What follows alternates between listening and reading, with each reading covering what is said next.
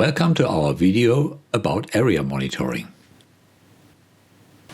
Annex: How to find the best location for an area monitor. Here are 3 possible ideas for finding a good location for an area monitor. First, where is an area of public interest, a sensitive location? This could be a kindergarten, school, university, retirement home, market, pedestrianized zone, and so on.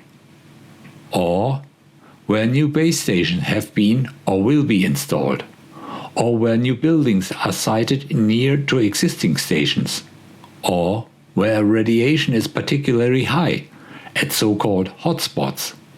These can be easily determined by spot measurements or by simulation. These methods can, of course, be combined. For example, a hotspot check made around a kindergarten.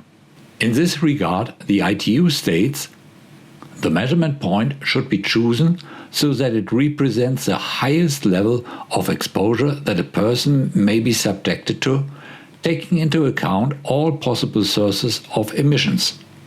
The maximum can be determined empirically through a quick scan with a field measuring equipment. Never forget that an area monitor is usually not used for scientific studies, but is there to inform members of the public about the actual level of radiation present.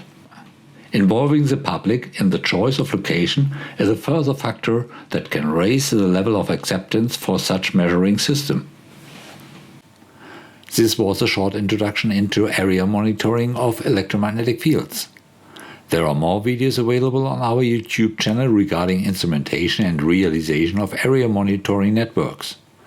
Thank you very much for watching and stay informed by our news ticker. Bye bye!